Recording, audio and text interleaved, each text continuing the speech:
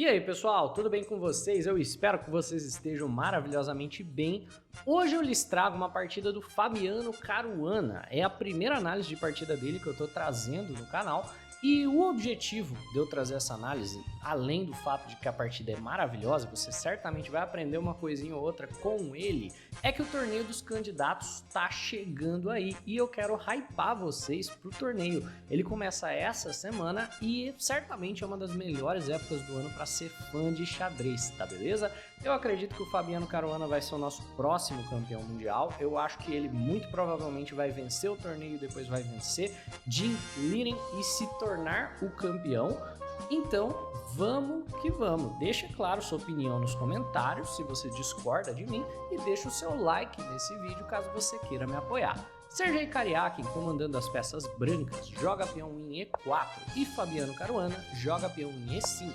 Cavalo em F3, cavalo em C6 e bispo em B5 define a abertura Ruy Lopes. Essa daqui é uma das aberturas mais antigas do xadrez, jogada desde 1600 pelo padre Ruy Lopes, que acabou dando nome à abertura. O jogador de brancas está pressionando o cavalo para, de maneira indireta, pressionar o peão da casa de E5. Acontece que pretas não precisam defender o peão, então o jogador de pretas joga o A6 questionando o bispo. Para o jogador mais iniciante parece que vai perder um peão, não é o caso. Depois das trocas aqui, caso o jogador de brancas capture esse peão solto no centro, temos dama em D4 recuperando o material porque ameaça o cavalo e o peão ao mesmo tempo. Portanto, mais natural para o jogador de brancas é não se apressar para todas essas trocas e manter a flexibilidade do bispo, jogando o bispo em A4. Agora o jogador de pretas desenvolve com o tempo no peão de E4 e aparentemente os dois peões estão caindo aqui no centro do tabuleiro, mas brancas jogam o roque. Nem pretas têm obrigação de defender o peão de E5, nem brancas têm obrigação de defender o peão de E4. Ambos têm defesas táticas. Por quê? Se a gente captura esse peão, brancas o recuperam tranquilamente com o peão em D4. A ideia sendo que você não pode capturar esse peão que eles estão te dando de graça, porque senão torre em E1 e brancas já tem uma posição superior no tabuleiro por conta do seu cavalo cravado. Você vai ser forçado a jogar algo como D5 para manter o cavalo, mas depois de cavalo por D4, F3 está vindo, tem dois atacantes na casa de C6 e a posição não é nem um pouco bonita. É claro, eles todos sabem dessas linhas, eu só estou explicando para você aí que pode estar se perguntando por que ninguém está pegando os peões que estão caindo, mas o jogador de pretas joga então o B5, que puxa espaço ao mesmo tempo que chuta o bispo, e depois joga bispo em C5, um simples lance de desenvolvimento. O jogador de brancas joga C3, esse tema é muito comum. Quando pretas jogam um bispo aqui na casa de C5, o jogador de brancas adora pegar tempo em cima do bispo. Então, ele joga C3 para poder jogar D4 chutando o bispo. E aqui, se você se descuida, por exemplo, joga um roque aqui, a posição já fica muito superior para brancas, porque o D4 vem com tempo no bispo, você é forçado a capturar esses peões centrais, porque se você voltar, você está perdendo um peão aqui na casa de E5, né?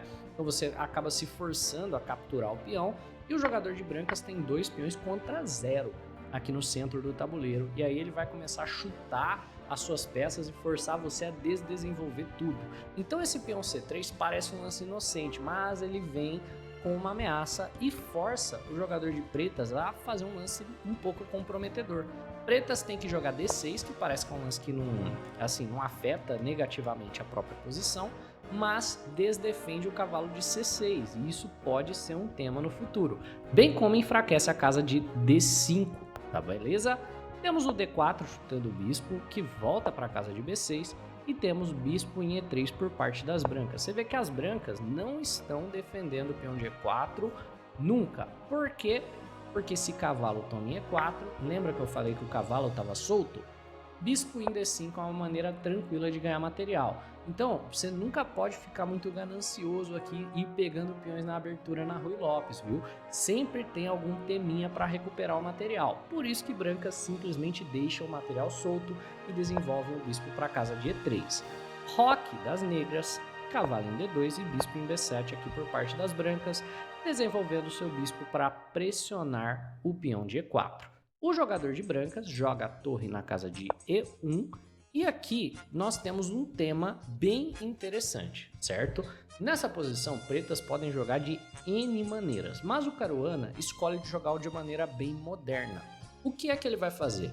Ele captura um peão no centro que parece não ter um propósito muito claro, porque pretas têm um peão central e brancas têm dois. Depois dessa captura, brancas seguem tendo dois, e parece que o jogador de pretas apenas abriu mão do seu próprio controle. Mas é uma maneira moderna de se jogar xadrez, onde você deixa o adversário dominar o centro, com o objetivo de gerar alvos para si próprio. Então agora o jogador de pretas tem algo que atacar. Se as brancas se defenderem perfeitamente, elas saem melhor por conta do controle central, só que no longo prazo é muito mais fácil de brancas cometerem erros porque brancas estão sofrendo o ataque. E agora nós vemos o Caruana ameaçar o centro do tabuleiro jogando o cavalo em B4.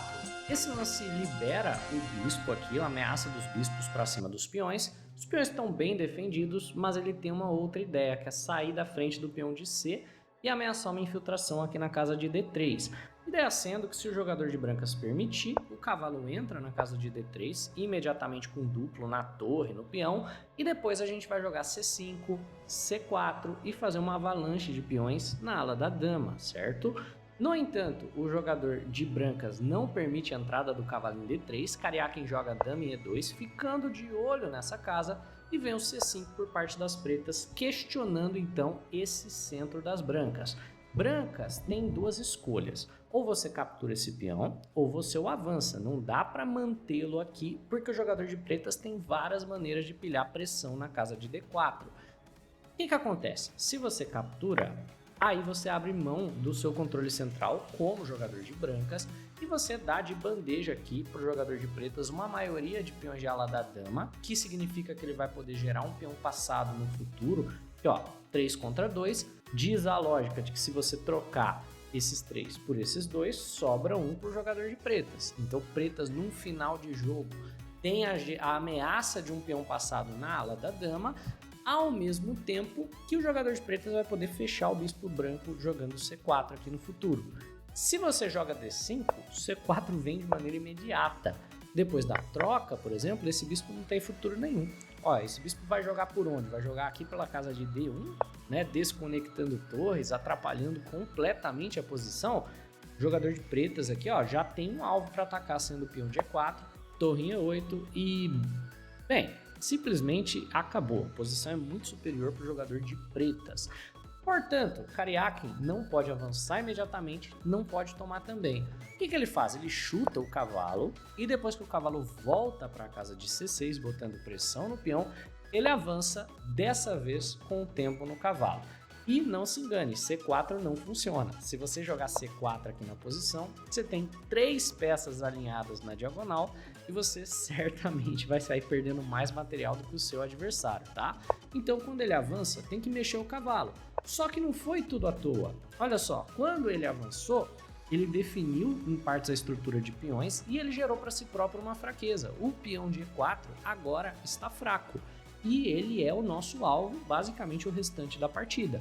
H3 por parte das brancas, é um lance interessante para impedir ideias de cavalo em G4 pegando o par de bispos. Então, torre em E8, colocando a torre na coluna semi-aberta, na cara da dama e na cara da fraqueza das brancas. Bispo em C2, cavalo em G6 e o jogador de brancas, ciente de que nós temos 3 peões contra 2 e que adoraríamos avançar esses peões, joga B3, justamente para parar a ideia do C4. E agora começa a nossa aula de xadrez posicional e par de bispos. Note os nossos bispos. Eles estão participando tão ativamente do jogo quanto eles poderiam? A resposta é não. O jogador de pretas tem 2 peões fixados em casas escuras. Esse bispo é o bispo mau. Ele é o bispo que a gente gostaria de trocar no futuro e ou ativar de alguma maneira. O bispo de casas claras está encarando a cadeia de peões do adversário? Tá, mas pelo menos ele está encarando algo do adversário, então ele ameaça sacrifícios. Por exemplo, se esse bispo sai daqui e o peão de E fica cravado, bispo em cima de peão já se torna uma ameaça real, então ele não é tão urgente quanto esse bispo da casa de B6. E o que o Caruana faz? É uma manobra de 3, 4 lances que melhora imensamente a sua posição e que você pode reproduzir nos seus jogos. Se você vê que o seu bispo está encarando os seus peões, tente passá-lo para o lado correto da cadeia. A cadeia de peões está aqui, o lado correto é essa diagonal. O que é que ele vai fazer? Bispo em A5, visando a casa de C3. Sergei Karyakin, já entendendo o que está acontecendo, tira a torre do caminho. Bispo em C3. Torre em C1, ameaçando descobertos em cima do bispo, e B4. Olha só, foi uma manobra rápida, tranquila, mas a peça que praticamente não jogava, agora é uma das peças mais fortes do jogador de pretas, pegando espaço na ala da dama, impedindo várias manobras do jogador de brancas aqui, e de quebra está ameaçando ganhar um peão em A3, portanto o adversário vai lá e joga A4. Da mesmíssima maneira que ele fez com o bispo, ele vai tentar fazer com o outro, ele joga o A5. Parece um lance sem sentido, até você pensar que ele quer gerar a casa de A6 para o seu outro bispo. Apesar da posição estar fechada, não quer dizer que os bispos não jogam não, viu? Tem muita gente que fala, cavalo joga posição fechada e bispo não. Não é o caso, viu? A realidade é que o par de bispos pode sim jogar posições fechadas se você tiver alguns cuidados em relação a quais bispos você troca, as cadeias de peão, tá tudo em questão de bispo bom e bispo mau. Se você já aprendeu alguma coisa até aqui, deixa um like no vídeo, se inscreve aí no canal, ajuda muito e é de graça. Agora vamos seguir com a análise. Brancas jogam bispo em D3. Esse lance é interessante porque impede a ativação do bispo por A6 que o Caruana gostaria de jogar. E aí, o Caruana joga um lance tranquilo, H6. O objetivo do H6 é impedir um futuro bispo em G5 para não deixar as brancas aliviarem a pressão em cima desse peão. Ó, esse peão é o nosso alvo desde o início, não se esqueça disso. Se você permite a troca desse bispo por esse cavalo, de repente você não tem realmente uma ameaça em cima do peão pelo restante do jogo e a partida provavelmente empata porque a posição está muito fechada, muito igualada. O H6 é um lance importante, apesar de parecer que ele está passando a vez. E brancas erram feio, viu? O jogador de brancas joga dama em D1. Provável que ele estava só passando a vez, né? O Karyakin aqui achou que ia empatar, que os dois jogadores iam tipo ficar mexendo peça para lá e para cá, né? Rei H8, rei G8, mas esse lance é muito ruim. Esse lance aqui perde porque permite o bispo em A6 que não deveria ser permitido. Aí você tá me falando, pô, mas aí vai trocar o nosso bispo bom pelo bispo mau do adversário? Acontece que essa troca não pode ser executada. Se bispo toma, cai o peão de E4 no longo prazo. Esse peão vai cair. Torre toma, dama em C2, por exemplo, torre volta para 7, torre em E7 e de repente o peão vai cair. Não tem muito que você possa fazer, certo? O bispo não tem como se mexer, o cavalo, se ele se mexer, o peão cai imediatamente. A posição está muito amarrada e a probabilidade é que o peão G4 vá cair de maneira imediata, né? Então a troca não pode ser executada e o bispo se ativa. Bispo em C2 por parte das brancas para manter o peão, é claro, mas olha só como o Caruana tem peças melhor colocadas e peças mais fortes e dominantes do que o jogador de brancas. Torre em A7, a ideia é botar pressão no peão. Rei vai para a casa de H2, torre em E7 e brancas jogam um lance meio desesperado aqui, G4, tentando uma avalanche de peões na ala do rei. Vai tentar puxar um pouco de espaço na ala do rei, já que está morrendo sufocado na ala da dama, vamos puxar espaço na ala do rei. Apesar do peão G4 estar sendo ameaçado algumas vezes, se você captura, você estará sacrificando a qualidade, porque você está ameaçando o peão com mais material mais pesado do que brancas defende.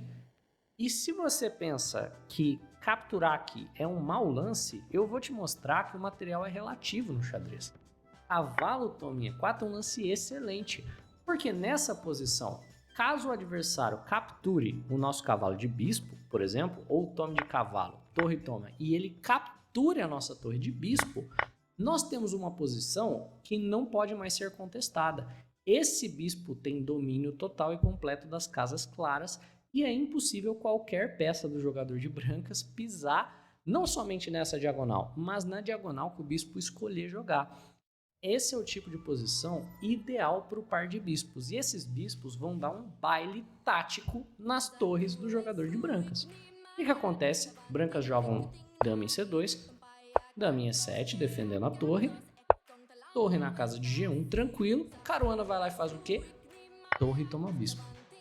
Sacrifica a qualidade mais uma vez, abrindo totalmente as diagonais, abrindo totalmente a posição, e esse rei exposto agora vai ser vítima do par de bispos. Apesar de uma vantagem material expressiva das brancas, brancas não tem o que fazer. Por quê? Olha todas as casas que os bispos controlam. Essas torres não tem por onde jogar. Aqui é um momento chave para a gente parar e avaliar a posição. Quem é que tá melhor? É claro que é o Fabiano Caruana. Caruana tá com tempo no cavalo, o rei tá relativamente exposto e não existe uma boa maneira de defender o cavalo sem entregar material de volta. E se você move o cavalo daqui, digamos que esse cavalo vá lá para a casa de E1, por feio que pareça, aqui já vai ser checkmate. Bispo em E5, dama em G3, por exemplo, dama por H3 e dama toma H2. Se o cavalo se mexe, é checkmate e você não tem uma boa defesa. Torre em F1 por parte das brancas, entregando o material de volta, pelo menos parte do material de volta. Caruana não quer nem saber. Ele vai lá e joga bispo em E2, ele nem captura a torre que está caindo.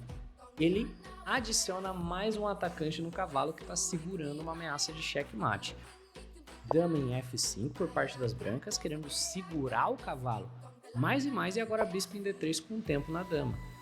Dama infiltra na casa de D7, bispo em E5. Se você captura o bispo da casa de E5, dama toma. E dá na mesma. Você vai levar checkmate ao longo dessas duas diagonais. Não pode capturar. Bispo em E4, cravando o cavalo. E depois de alguns cheques, ó, dama em E8, cavalo em F8, rei G2, na realidade aqui, nessa posição exata, Cariaquem abandona. Por quê? Porque o checkmate é praticamente inevitável. Dá uma olhada na diferença do par de bispos para as torres que não jogam com colunas abertas.